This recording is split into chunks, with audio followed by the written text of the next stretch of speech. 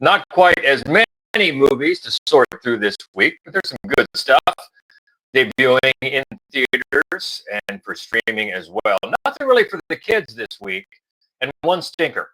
And we'll talk about them all. Welcome to the screening room. Wow, this is a good movie. It's pretty good. Well, the director from yesterday doesn't think so. It stinks. He's sorry. You waste our film. It's so bad. Yeah, the last 2 weeks. I think 10 the last 2 weeks. So we can calm down a little bit. Give us a breathing room. We got 6 this week to talk about. So on a couple we've been looking forward to. So let's get at it on the big screen. First up in theaters, a dark comedy about small-town private investigator Honey O'Donoghue, who delves into a series of strange deaths tied to a mysterious church. This is Ethan Coen. Ethan Coen. One of the Coen brothers, obviously. And it's the second in his planned sequel. And the first one, which was Drive Away Dolls from 2 years ago? Last year. Yeah, just last year. Okay. Which we thought was pretty frustrating. Yeah.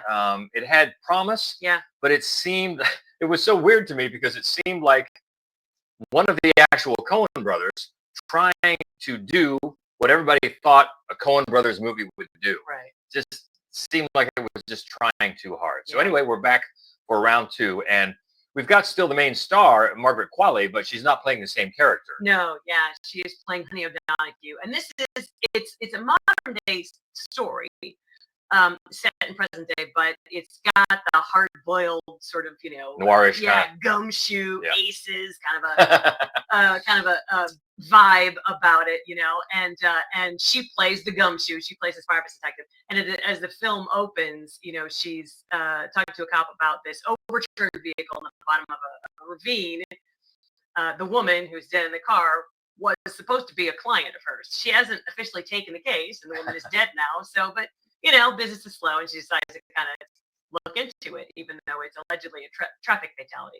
So this leads her to Chris Evans, who is a lot of fun, just a hoot, really, playing wildly against type, is a very sketchy, exuberantly sketchy pastor. And it's funny because sort of the nuttiness that goes on, sort of the complications that are involved in his wrongdoings. It feels like a completely separate movie from everything else that happens. The rest of it, Honey investigates some stuff that's a little bit more gritty. She kind of develops a relationship with Aubrey Plaza, and that's a little more gritty. That all feels more in keeping with the movie that's got sort of a 40s throwback vibe about it, kind of a hard-boiled detective vibe about it, whereas everything that Chris Evans is involved in is really vibrantly colored and very broadly comedic, and the two just do not come together at all. So it's like tonal whiplash from one scene to the next.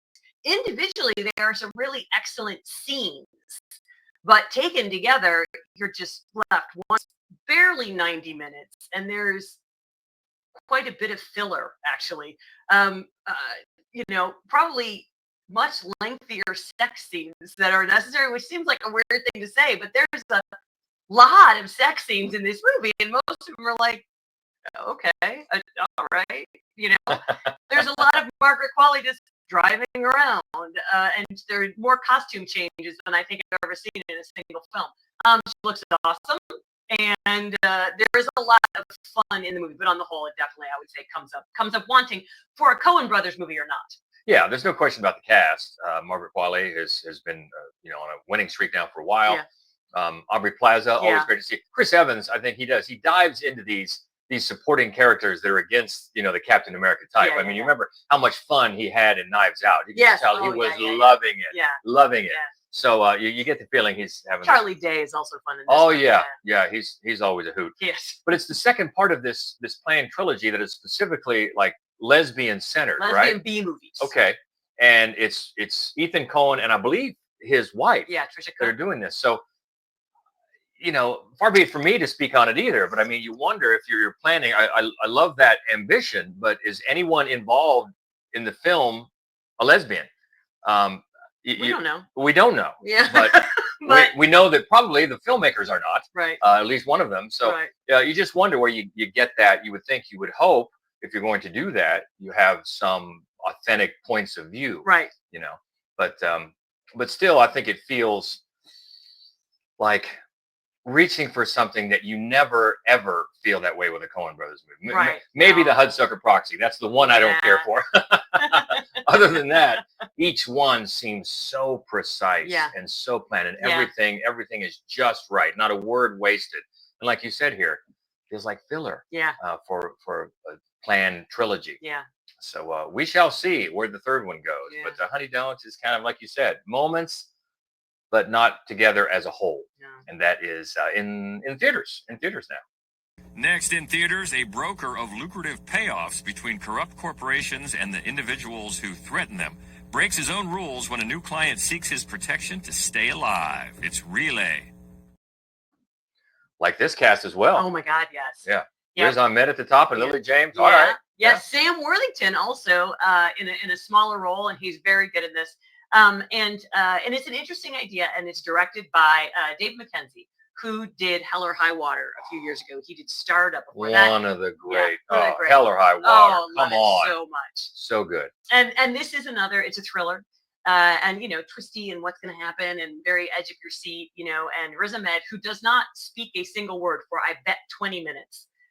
He plays the middleman who nobody can know. Client can't know who he is. Company can't know who he is. So when a whistleblower finally says, "I want my old life back. I can't deal with this anymore," and wants to give the data, whatever the data is, the damning data, back to a major corporation, he's the person you go through. Yeah. So this is somebody, Lily James, who's going to whistleblow a big corporation, and then her life is turned upside down. Yeah, so she's past that. As happens. Yeah, she's past that. She does not want to whistleblow anymore. She just wants it over with. But she knows that if she is to give this data back, they'll just kill her because she knows whatever. Mm-hmm. So, and he does this for a living and brokers the deals, and he keeps a set of the data so that they can't do anything to his client. Everybody makes a lot of money except the company, but they get their data back. And what's fascinating is that the way he keeps his anonymity is through this relay service, and it's a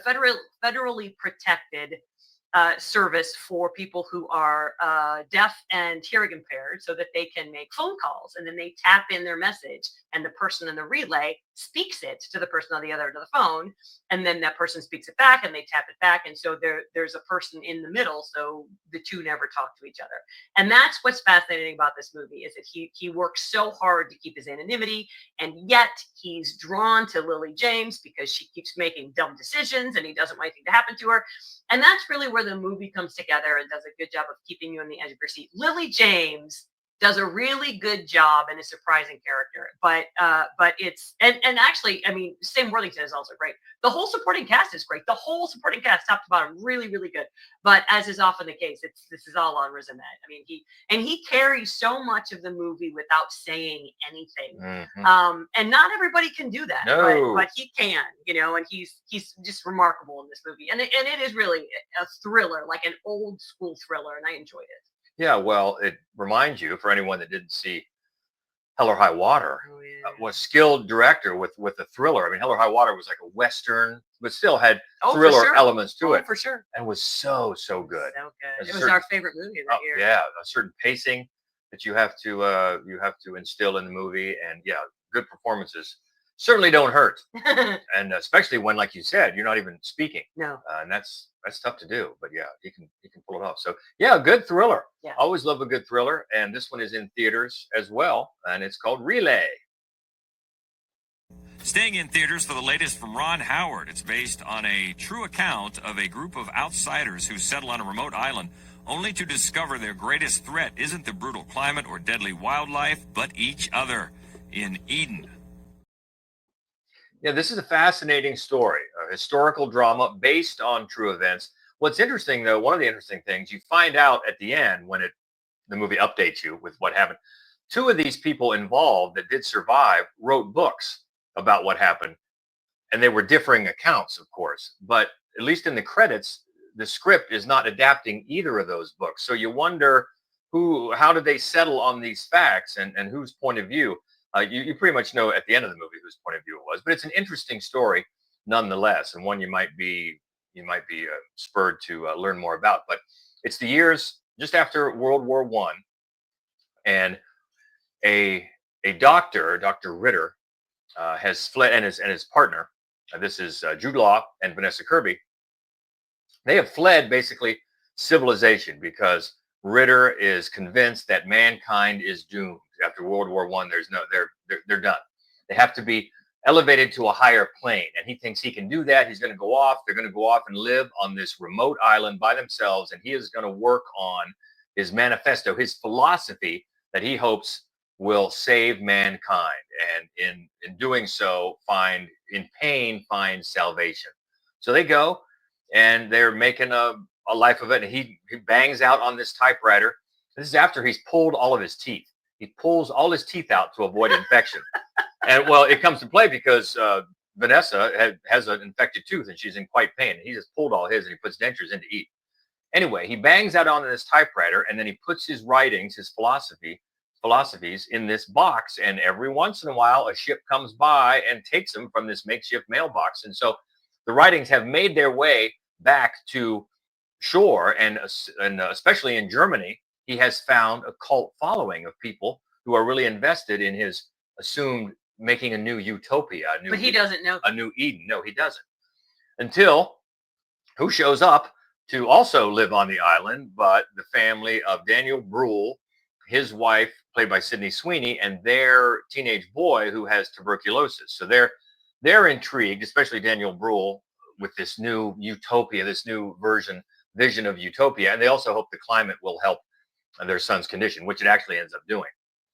And so Jude Law and Vanessa Kirby, they want no neighbors. They want no neighbors at all. And they're convinced that, they said, failure is inevitable. So they send him off, go live down here. They give him a place to make a house, but they turn out to be a lot more resourceful than Jude Law figures, and they make a go of it.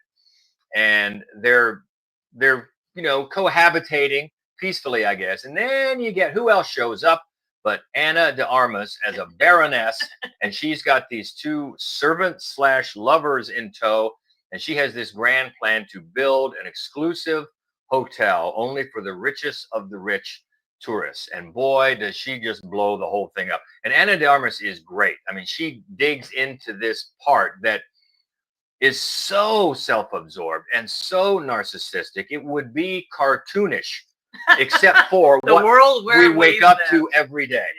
Yeah. And so years ago, you'd think no, but now you think, yep. And so, of course, as you might imagine, these three groups of people find out that it's not the harsh elements, and they're harsh. They are harsh. That are the biggest danger. It's each other, because there are competing motives and talking behind the back, and then there's stealing, and there's violence, and who did what, and no, this is what you meant, and no, this is what you meant, and blah blah blah, and it goes on, and it gets pretty it gets pretty dangerous, and eventually some blood is shed, and there's a lot of differing accounts. And so that is fascinating, the whole Lord of the Flies angle. It gets melodramatic, it gets a little silly sometimes, but these performances are all so good, and these are good performers. And I'll tell you, Sydney Sweeney, say what you want, I mean, she's been in the news lately, obviously, but especially after that romantic comedy she did with Glenn Powell that was all about look how beautiful we are. Since then, I give her credit for taking challenging roles that sort of go against this glamour pinup girl type of thing. This is a challenging part, especially for her physicality. I mean, her character at one point has to give birth by herself while she's fending off feral dogs. That's tough. And she shows herself to be very smart as events unfold, and very tough as well. So she's one of a fine ensemble that keeps you interested in this as it goes along. And Ron Howard has a pretty good grasp of the pace as well. You know how Ron Howard can get. He can get overly sentimental. He can get melodramatic, and this movie does lean that way. And as the running time starts pushing a little bit over 2 hours, you don't really feel it too much. I was constantly engaged by it. I was. But then at the end, it was also curious because as these movies do, it updates you with what happened. Here's what happened to this person and this person, and then two other people, as I said, went on to write competing books. But then you see a bit of home movie footage that was taken, and these people are they're laughing, they're smiling, they're waving at the camera, and I'm thinking, where were these people the last 2 hours? Because I don't think anyone smiled the entire time. It was all about how tough, how unforgiving it was, and I'm sure it was, but there had to be something else going on. These people are pretty darn happy. And it reminded me of last year, the movie Maria. Yeah. Angelina Jolie's movie about Maria Callas, where she played her a certain way for 2 hours, and then you see these clips of her, like, where was that lady? Yeah. I haven't seen that lady. She looks pretty darn happy. She does. But so that was a bit curious, but it's a very fascinating story, and this movie makes it a bit of delicious, backbiting fun. It turns into a thriller in some instances as well. So I enjoyed it. I did. I mean, I enjoyed it more than I thought I would. Sometimes you hear Ron Howard, you think, oh boy, which Ron Howard am I going to get? But this one, especially with the performances, was pretty enjoyable. So if you like this type of historical epic, check it out. It's Eden, and it's on the big screen starting this weekend. Next up, a reformed teenage getaway driver is dragged back into her unsavory past when a former employer offers her a chance to save the life of her chronically unreliable ex-boyfriend. It's Eenie Meanie. How many times did you want to smack that ex-boyfriend? Chronically unreliable is being polite. Oh, yeah. She wanted to just punch him in the face. I did want to punch him in the face. It's funny. He's played by Carl Glusman, who has a real history of being excellent in roles where you just want to hate a guy and some part of you can't. Watcher, Bike Riders, and this movie. And in all three, you should just go with your instinct and hate this guy. And all the way back to Gaspar Noé's Love. If you know, you know. But yeah, this is one we've been looking forward to. It's another Cleveland. It's another Ohio-centric film. Yep. A lot of Cleveland and Toledo in this movie. Which is very close to my hometown. Yeah. Yeah, and Cleveland, which has been getting the big stage with Superman. That's right. Of course, that's why I busted out my Goulardi. That's right. But you know. Exactly. So you can see a lot of that in this movie too, which is fun for us here in Ohio. But this movie actually turned out to be, you think of a car chase movie. It turned out to have more substance than you might imagine. Yeah, exactly. It's one of those, I thought I was out in the dark back in kind of a movies, but there's a lot of emotional weight actually that I was completely unprepared for. And it's done really well. It's really woven organically through this film. Samara Weaving is wonderful in a role that, really just sort of, I suppose, requires her to be kind of a badass, which we've seen her be in a number of films up to now, and instead I think she is that, but and of course she's got the biggest eyes, or like headlamps, and they can express so very much. And she does, though. She expresses a great deal. She's also got a supporting cast that is amazing. So not just Glusman, but Andy Garcia. Oh, yeah. So Andy Garcia, he pops up in like 19 movies a year. He usually has like 4 lines and, cashes a check and goes home. But he seems to really dig in. They've given him quite a gem of a part here, and I think he does a great job with it. You get all of the fun of like a heist kind of a movie. She gets drawn back in. They got to figure out how they're going to steal this money. She's got to get the getaway car. They're going to and then there's a lot of driving action, which is also very, very fun, and which she does really well. There's a lot of comedy also, but and so for all those reasons, it's really enjoyable. But I was very pleasantly surprised by sort of the emotional power in this movie. I didn't expect it, and I was moved by it. Yeah, the writer-director Sean Simmons. Done mostly TV. Yeah, and you're right. It's the character, the boyfriend, that just don't go back to him. He's not worth it. In fact, maybe he deserves to get killed. I don't know. But you're right. It talks about relationships, and they have a history and maybe a future. And is he going to end up just double crossing her in the end? It's leads to a fun resolution. And again, if you like the car stuff, because the car stuff is pretty impressive too. It is. Once they get rolling, once she has to get in there and drive, I mean, that can be exciting. And that you have to make sure that is directed and framed correctly too. Oh yeah. When it shifts gears, I remember looking back, and that was one of the first things I was so impressed with Ben Affleck's direction of The Town. Oh yeah. About once it got to those car chases, that's a whole nother animal. Yeah, but you keep it, those quick cuts, and then they're driving here and driving there and make it exciting. Yeah. And this one delivers on that front too. It does. Yeah. Yeah. So this is a good one, especially if you have Hulu, Disney Plus. I think they're all the same there, aren't they? I don't know. You have one, you have the other. I don't know. I'm pretty sure. But Hulu is what they're pushing. I think it's all one. Heck, it'll probably show up on ESPN for all I know. They're all one company. But yeah, definitely on Hulu. We know that. I don't even know if we have Hulu. We do. Okay. Good to know. Yeah, so we liked it. And that is a Eenie Meanie, Go Ohio. It's on Hulu. And in theaters, a Hollywood actress hides in a remote cabin after a scandal, only to find herself betrayed and fighting for survival against someone she once trusted. In Trust. Well, we mentioned there was a stinker. And here it is. Yeah, this one, you talk about streaming. I don't understand why this was not streaming. No. This is one where you look at it and you wonder, how did somebody greenlight this for the big screen? Because it's another one that's barely 90 minutes. Heck, it may not be 80 minutes. I don't know. It's not much to it. And it's dumb. And there are a lot of questionable physics. I mean, I don't hold a degree in physics, but there's some questionable things at work here. Yes. But it stars Sophie Turner, and she has grown up on TV to become America's sweetheart as part of this sitcom. And they show bits of this sitcom, and boy, does it look awful. But but then we haven't watched a sitcom in decades, so we don't know. We don't know.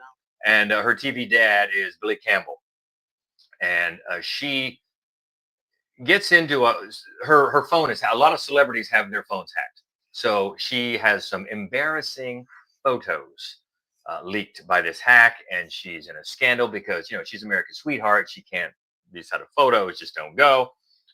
And so she wants to get away and just away from social media, away from people, and just chill out with her thoughts and her dog, Georgie. And so she gets this Airbnb, big mansion type place out in the remote woods. Looks beautiful. So she goes out there to just decompress a little bit. And then, of course, there are cameras in these Airbnbs. We've never used an Airbnb, and I know that. Got to find out where the cameras are. Well, she doesn't worry about that. And the guy who's at home, he's got these cameras on his phone. He sees who's in the Airbnb, and he's got some sketchy friends, and they decide, maybe we can go and rob her. And then there's another group of people who want to come and visit her at the Airbnb for more nefarious reasons, which I won't go into for fear of spoilers. But people are going to the Airbnb. One thing leads to another, and Sophie gets locked in the bathroom. She runs in there to hide from some of the intruders, and she gets locked in the bathroom. And the door hardware comes off. So the good thing is the badniks can't get in, but then she can't get out. And then there's a busted pipe, and water starts filling this bathroom, and we are to believe that it's airtight so that she may drown. That doesn't hold water. But that's just one of the things, and it's really dumb. It's just it's just dumb. I'm sorry. I don't know what Sophie Turner is doing in this movie. I don't either. It's one of those, everybody involved, well, her especially, because she's the lead here. I think she may have been listed as one of the producers. I'm not sure. It just doesn't seem one that is worthy of this treatment. Maybe a TV movie on an off cable station or something. Certainly streaming, but not for the big screen. It was dumb and boring and not thrilling. And unfortunately, the stinker of the week. So can't recommend Trust, which is in theaters now. No good for that. Not airtight. Got a horror film next. After vanishing, a woman returns with a chilling tale. Now she and her friend are hunted by a dark force that twists fear into reality. It's We're Not Safe Here. Now we're talking. That's right. Not a stinker. No. This is writer director Solomon Gray, and I feel like, and you name your kid Solomon Gray, you're like, clearly you're going to be famous. That's just a or a supervillain. That's right. And what he has crafted is, and it's a modest film, but it just really packs a wallop. It opens on, as many films do, it opens on a scene of violence, and then you spend the rest of the movie like, okay, what was that about? And it's very impressive. It's super creepy. It's very well directed, very well edited to leave you with this just nightmare image and a lot of questions. And then what I really liked about the movie, strangely enough, is it doesn't go out of its way to answer any of them. It takes us then to this teacher. Nita is her name, and she is also a frustrated painter. And late at night, one night, she gets a call from another teacher, Rachel, who's been missing. And Rachel needs to come over and talk to her right away. And Rachel is played by Haley McFarland, who is amazing in this movie, just mesmerizing. And a really big chunk of the movie is just this character, Rachel's character, telling a story that's supposed to at some point get to where she's been and why she hasn't been in contact with anybody. But she's so frantic and paranoid, and the story is so weird and dreamlike, and that, along with some really impressive sound design and a great use of space, because it all takes place in the one teacher, Nita, in her house. And it just looks like a house. It's just that every possible inch of wall space is covered with her etchings and her paintings. And, when you just glimpse a bunch at a time, at first it just seems lived in, and then it seems creepy. And the same with like all of the books that are on the bookshelves. And, it's like everything seems fine until you're sort of sitting there for too long listening to this creepy story. And then everything takes on this very creepy manner. It's really, really effective. And the story that she's telling, it combines sort of childhood trauma with maybe urban legend. But what it does is create this incredible sense of paranoia and sort of lunacy, like madness. There's madness afoot here that seems contagious. And so little by little, then Nita starts sharing another story, not similar, but also just wrong. And then nobody's making good choices after that. And then on top of all that, and that in itself, as impressive as it was, it's very gushy to be a movie. It's just a lot of talking, and this isn't really happening, or maybe it's really happening. The structure is nice when it shows up. The filmmaker does a nice job of penning all of this into something manageable and horrific. And also, at the same time, there just periodically are people about with bloody pillowcases on their heads. Yeah. Which is, let me tell you what, creepy. It is. It's a creepy thing to see outside the window. It is. It's a pretty loose narrative. And I think if somebody wants like a really tidy backstory or like a lot of questions answered, they might be a little bit disappointed in this. But for a straight horror movie that leaves you unsettled, I thought that this was a great one. Yeah.